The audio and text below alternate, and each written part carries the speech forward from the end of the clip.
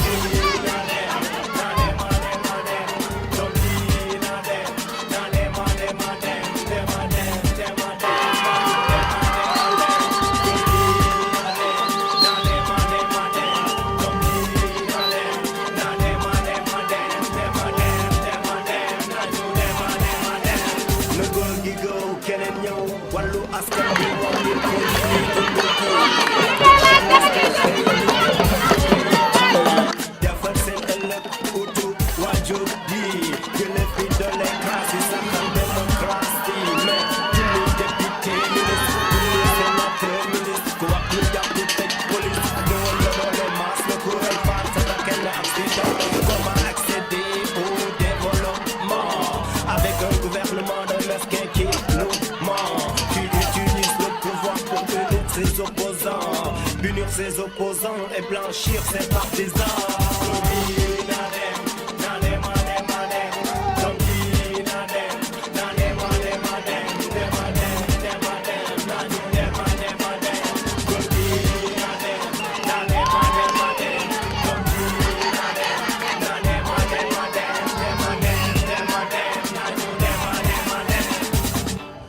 Loxo yi ci kaw yéen ñi bëgg góor gi dem loxo yi ci kaw yéen ñi bëgg góor si dem loxo yi ci kaw yéen ñi bëgg bari dem doom bi dem soxna si ñëpp dem dem dem dem dem dem dem c'est la majorité qui n'a pas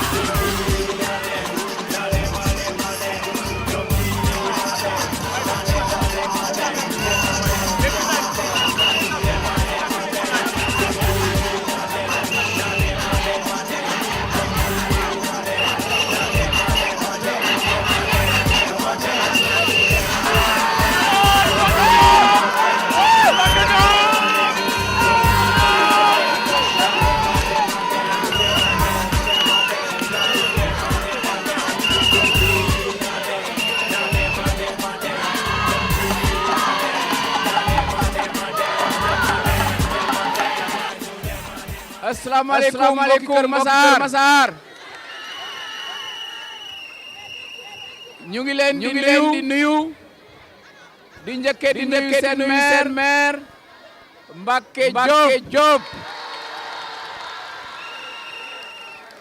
di rafetlu bu baax a baax seen mobilisation bile fii ci Kër Massar yaakaar naa ne seen maire Mbacké Diop mu fi def liggéey bu am solo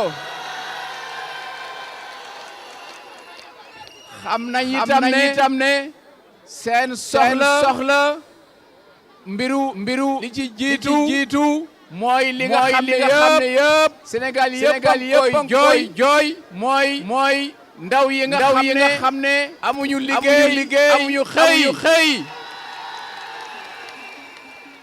ak étudiants yi nga xam ne ñu ngi banlieue bi di dem ci université Cheikh Anta Diop te foofu sori lool inshallah suma xalaat suma yéene mooy defar leen université dootu leen soxla dem kër Cheikh Anta Diop beneen bi mooy banlieue bi soxla na ay yeneen lycée ndax Kër Massar fi mu ne wax nañ ne egg na ay 300 000 habitants 300 000 habitants am na ay département yoo xam ne egguñ 300 000 habitants beneen bi ci des mooy mbiru insécurité bi fokk ngeen am police de proximité gendarmerie de proximité de quartier pour que fii yi nga xam ne samba boy yi ñu ko fi def bañati fee mun a am xam naa itam ne Mbàkke mu ngi góorgóorlu bu baax ci mbiru inondation yi ma ne mbiru inondation yi aussi xam nga ne lu am solo la te plan jaaxaay bu Ablaye Wade bi plan caaxaan la ay milliards dugg na ci xaalis bi kenn xamul fu mu dugg kenn xamul fu mu jaar xaalis boobu ëllëg si biir nañ ko def audit ñu seet fan la xaalis boobu dugg parce que 53 milliards ba pare mu 3000 logements di loolu jaaduwul loolu kenn mënu ko dégg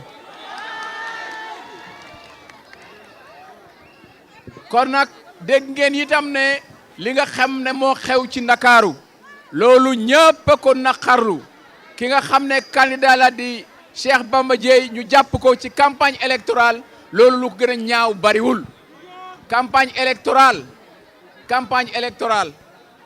candidat bu ne ci réew mi yëpp fu la neex mun nga fa dem def fa campagne surtout su dee ni ci élection nga nekk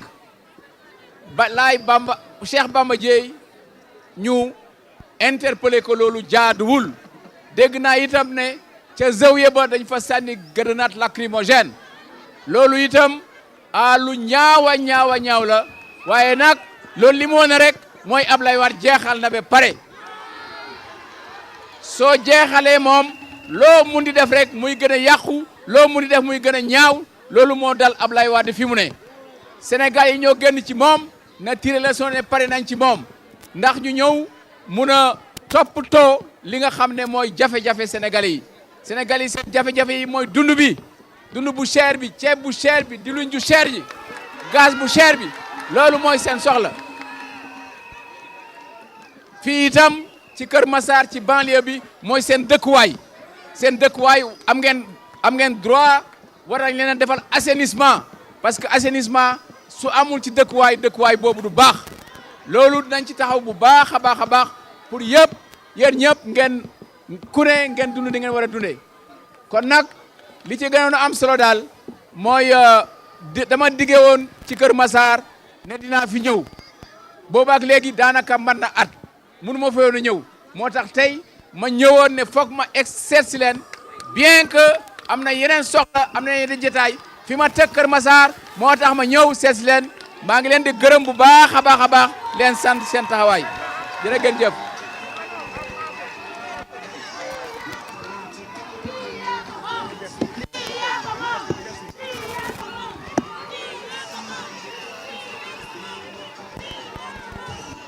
Merci. Comment?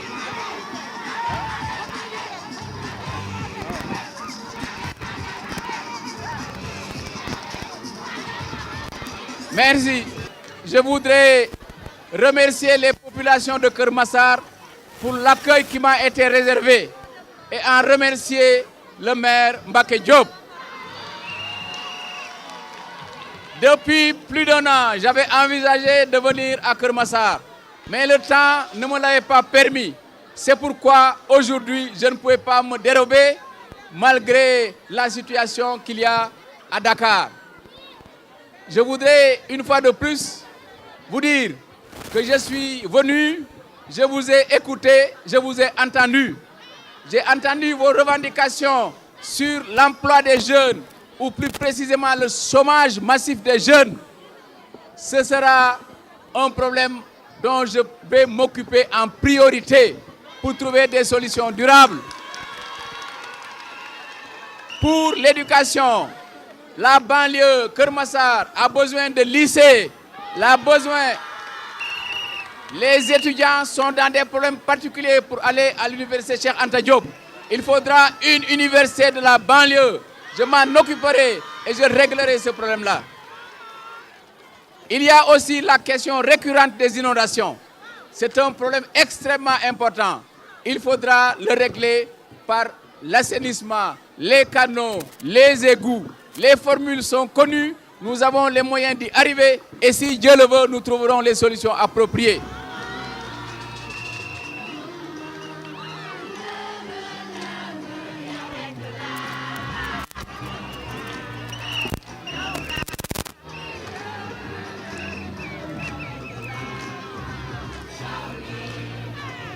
Merci. Merci. Il y a aussi le grand problème de l'insécurité. Le grand problème de l'insécurité.